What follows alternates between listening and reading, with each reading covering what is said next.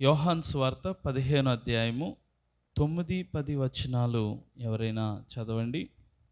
యోహాను సువార్త 15వ అధ్యాయము 9, 10 వచనాలు.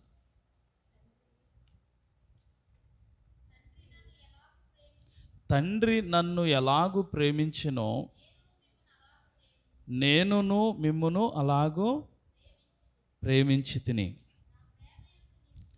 నా ప్రేమయందు నిలిచియుండుడి. చాలండి, దేవునికి స్తోత్రం చేద్దాం.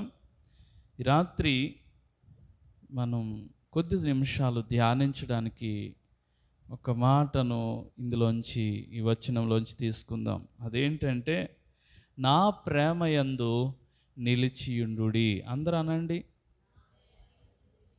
నా ప్రేమయందు నిలిచియుండుడి. ఎవరు చెప్తున్నారు ఈ మాట? అమ్మా, యేసయ్య మరి తన శిష్యులతోనో లేక అక్కడున్న ప్రజలతోనో మొత్తానికి చెప్తున్నాడు. తన శిష్యులతోనే చెప్తున్నాడు, నా ప్రేమయందు మీరు నిలిచి ఉండండి. ఎందుకు మనం దేవుని ప్రేమలో మనం నిలబడి ఉండాలి? దేవుని ప్రేమలోనే ఎందుకు మనం నిలిచి ఉండాలి అంటే, ఈ రాత్రి క్లుప్తంగా ఒక 2-3 విషయాలు నేర్చుకుందాం. ఎందుకు మనం దేవుని ప్రేమలోనే నిలబడి ఉండాలి అని అంటే, ప్రియ దేవుని బిడ్డలారా, దేవుని ప్రేమ లాంటి ప్రేమ ఈ లోకంలో ఇంకెక్కడా లేదు. అంత గొప్ప ప్రేమ, అంత ఉన్నతమైన ప్రేమ, అంత విలువైన ప్రేమ ఈ ప్రపంచంలో మనకెక్కడ కూడా దొరకదు. అందుకే దేవుడు చెప్తున్నాడు, మీరు నా ప్రేమలో నిలిచి ఉండండి. ప్రియమైన సోదరి సోదరులారా, ఈ రాత్రి దేవుని ప్రేమ ఎలాంటిదో క్లుప్తంగా నేర్చుకుందాం.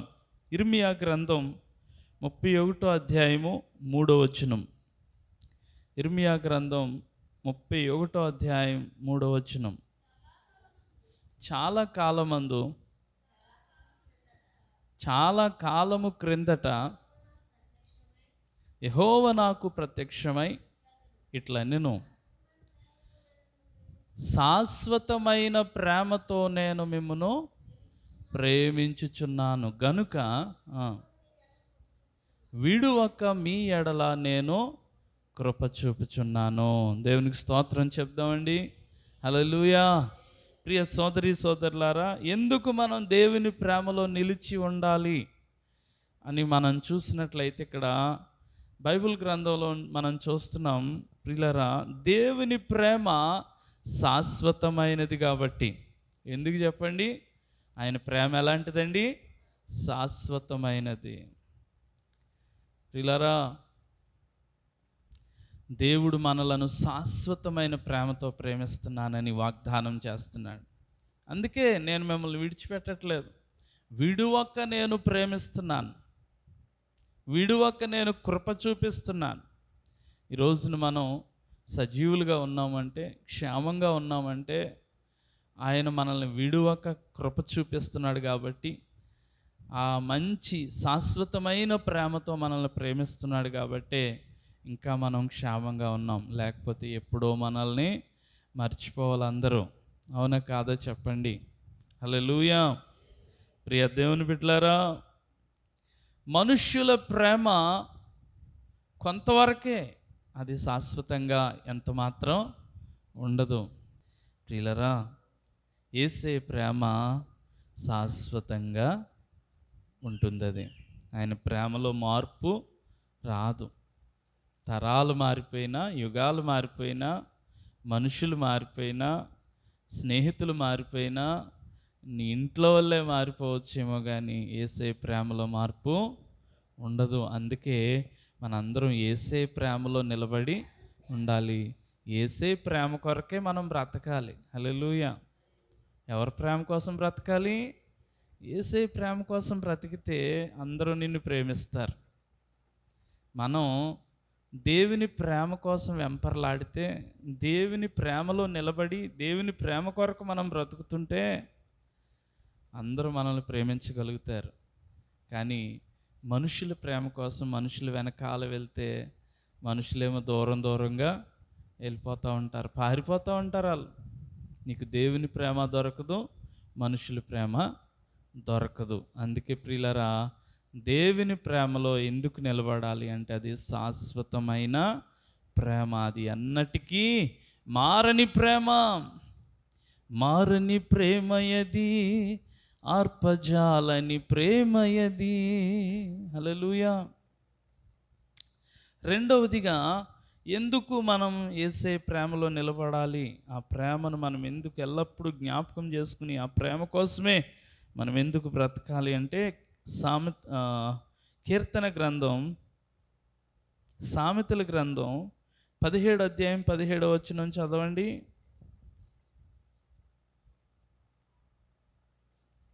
సామెతల గ్రంథం 17:17.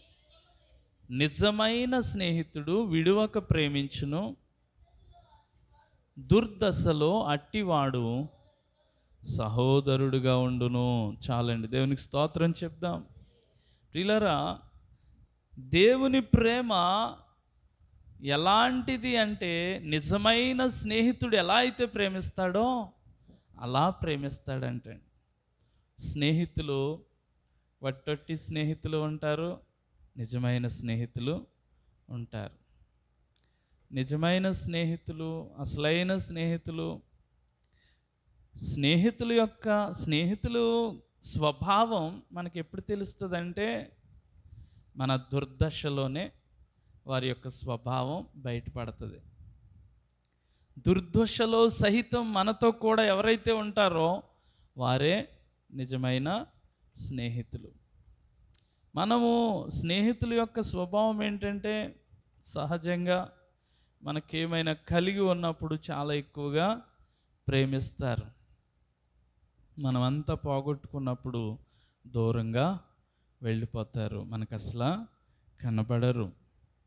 ప్రియమైన దేవుని బిడ్డ, ఈ లోకంలో నిన్ను ప్రేమించే స్నేహితులు ఉంటే ఉండొచ్చేమో, కానీ యేసయ్యలాగా ప్రేమించే స్నేహితులు ఇంకెవరు ఉండరు.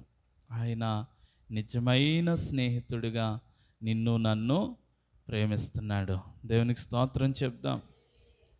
ప్రియ దేవుని బిడ్డలారా, ఏ స్థితిలో సహితము, ఏ స్థితిలోనైనా కూడా మనలను విడిచిపెట్టని ప్రేమతో ఆయన మనల్ని ప్రేమిస్తున్నాడు. మనకున్నా ప్రేమిస్తాడు, లేకపోయినా ప్రేమిస్తాడు.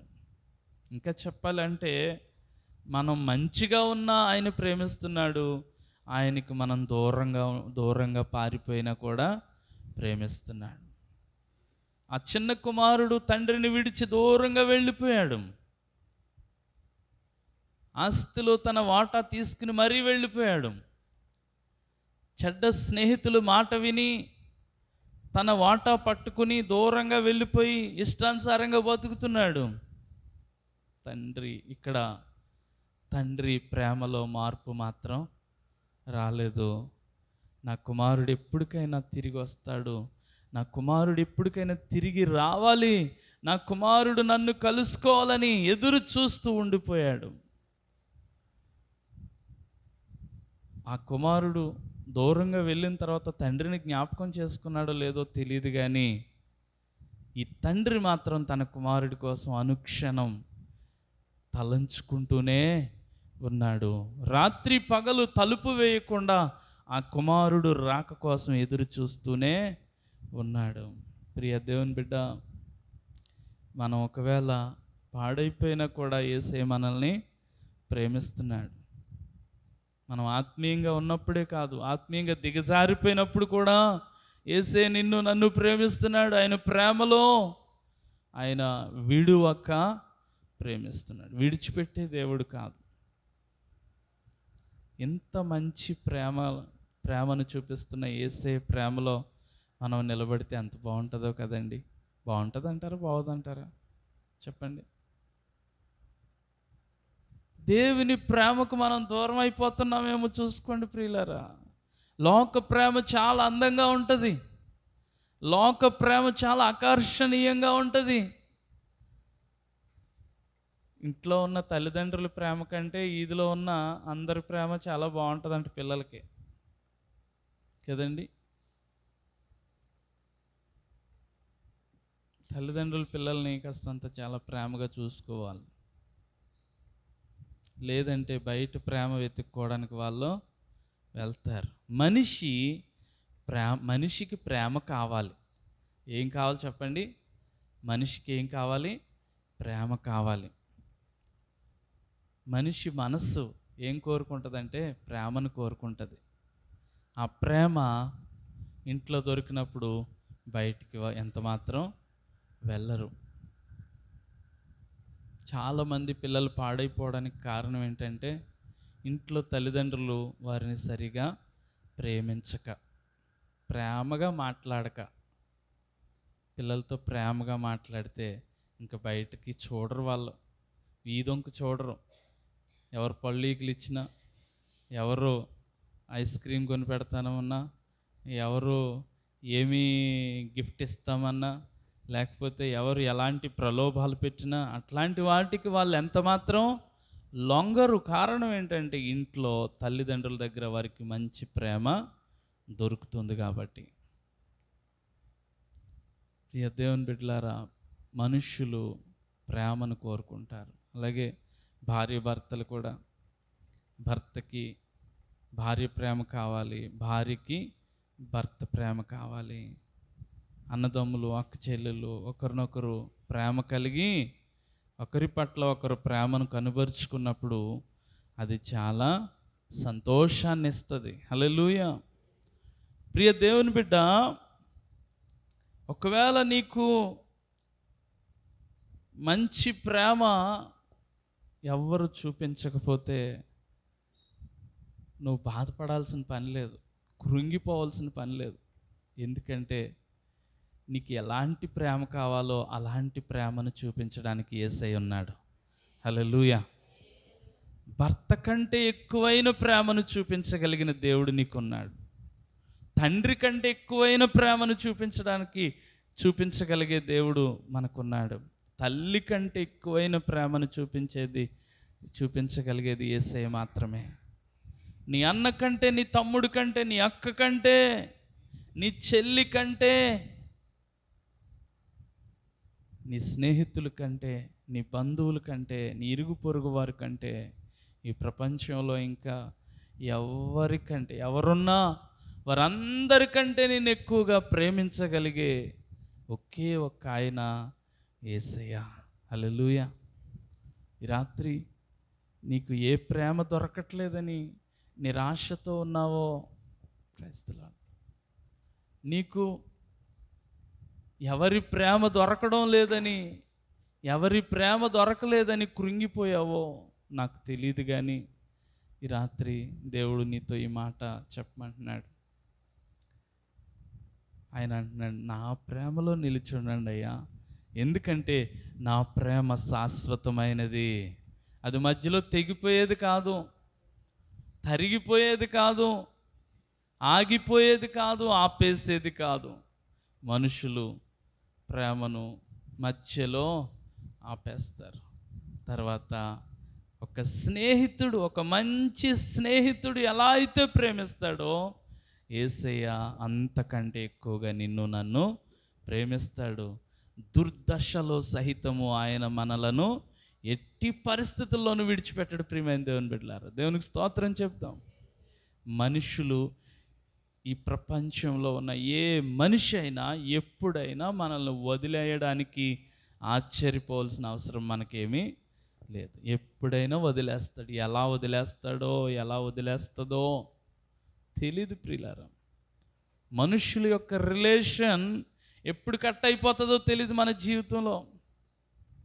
కానీ దేవుని ప్రేమ, ఆయన విడువక మనలను ప్రేమిస్తాడు. మనం బాగున్నా బాగుండకపోయినా, మనం మంచివారంగా ఉన్నా చెడిపోయినా కూడా ఆయన ప్రేమలో మార్పు రాదు ప్రియులారా. అందుకే మనం నిజమైన స్నేహితుడు విడువక ప్రేమిస్తాడు, అతడు దుర్దశలో అతనిని సహోదరుడుగా ఉండును. దేవునికి స్తోత్రం చెప్దాం. ఇంకా మరొక మాటను కూడా చూద్దాం. ఆయన ఎలాంటి ప్రేమ, ఎందుకు ఆయన ప్రేమలో నిలబడమన్నాడో మరొక విషయాన్ని కూడా చూద్దాం. 2 సమూయేలు గ్రంథం 1వ అధ్యాయం 26వ వచనం. 2 సమూయేలు గ్రంథం 1వ అధ్యాయం 26వ వచనం.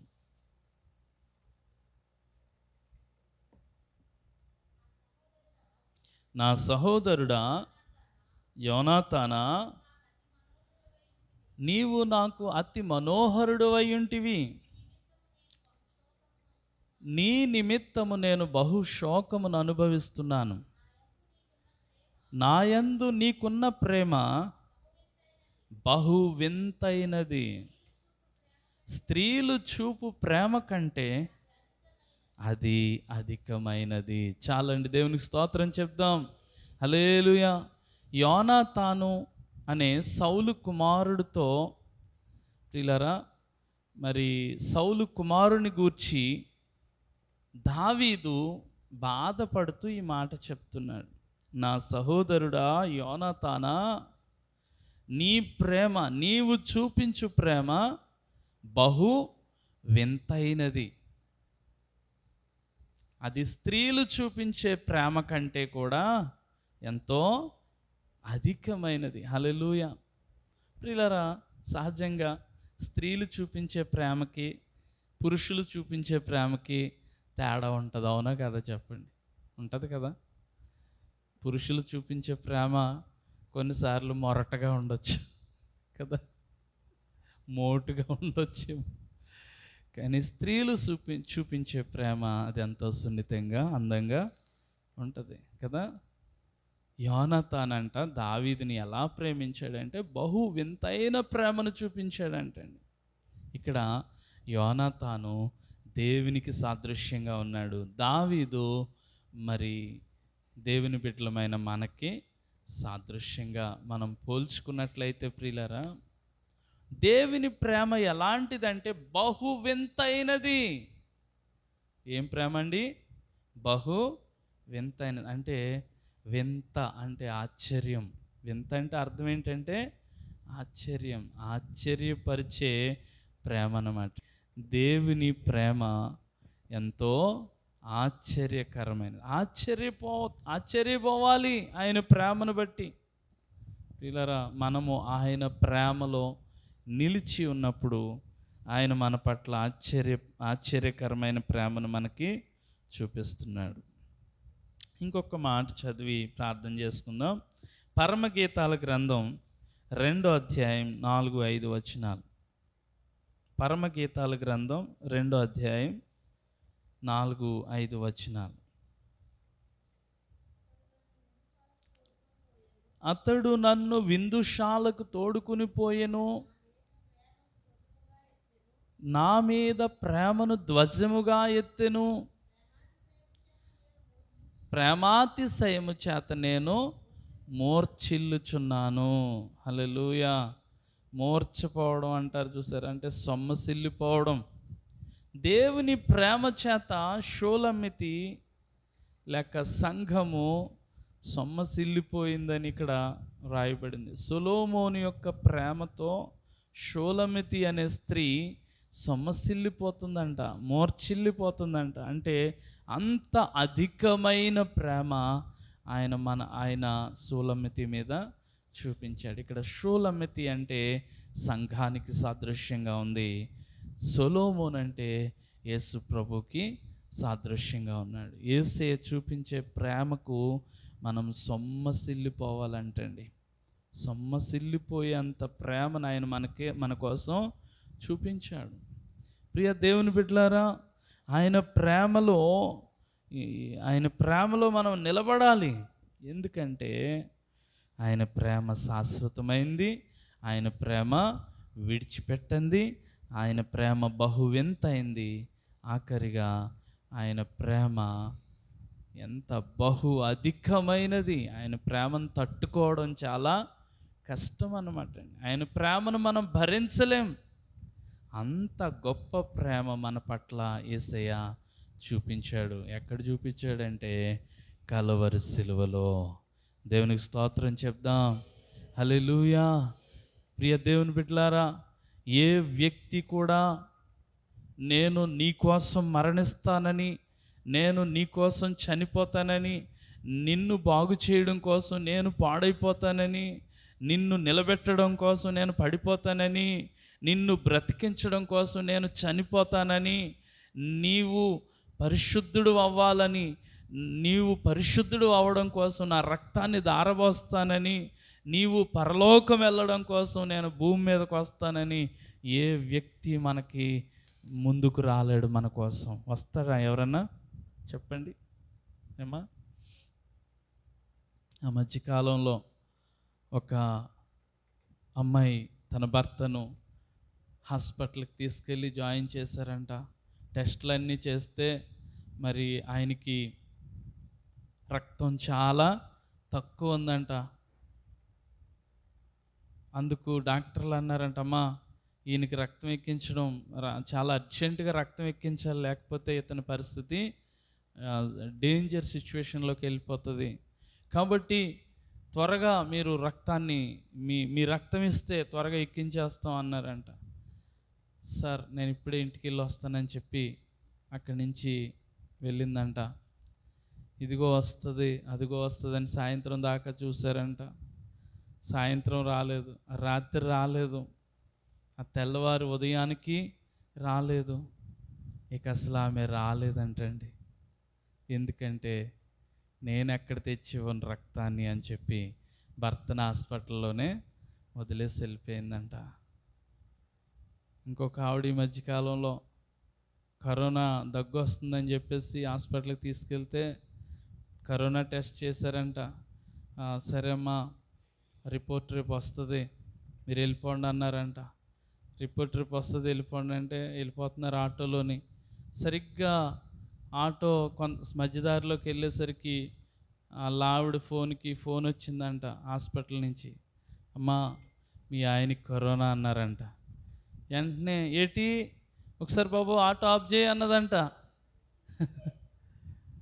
ఒకసారి హలో ఒకసారి ఆగండి బాబు, ఒకసారి ఆటో ఆఫ్ చేయి అన్నదంట. ఆటో ఆఫ్ చేయి అనేసి మరి ఆటో దిగి మాట్లాడతా ఎటో వెళ్ళిపోయిందంటండి. ఆటోడికి అర్థం కాలేదు, ఆటోలో ఉన్న భర్తకి అర్థం కాలేదు. ఇదేంటి నా భార్య ఇలా వదిలేసి వెళ్ళిపోయింది. ఆల్రెడీ అక్కడ దాకా వచ్చేసింది, అంటుకోకుండా ఉంటుందండి ఆమె తెలివి తక్కువతనం కాకపోతే. ఎలాగైనా సరే కరోనా అంటుకోకుండా దూరంగా వెళ్ళిపోవాలనేసి వెళ్ళిపోయిందంట. ఏకంగా ఈ వార్త పేపర్లోకి వచ్చింది. ఆమె పెళ్లి చేసుకున్నప్పుడు ప్రమాణం చేసిందో లేదో తెలియదు, కానీ బహుశా మరి పాస్టర్ గారు పెళ్లి చేశారో బేపనాయన పెళ్లి చేశాడో, బహుశా బేపనాయన చేస్తేనే అలా వదిలేయచ్చు నాకు తెలిసి. ఎందుకంటే ఇంకా వాళ్ళకి ప్రమాణాలు గట్ట ఏం అర్థం అవ్వవు కదా, కాకర బేకర మండడం తప్ప ఏముండదు.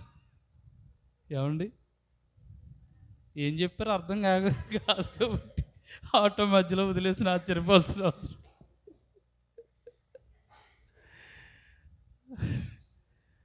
చాలామంది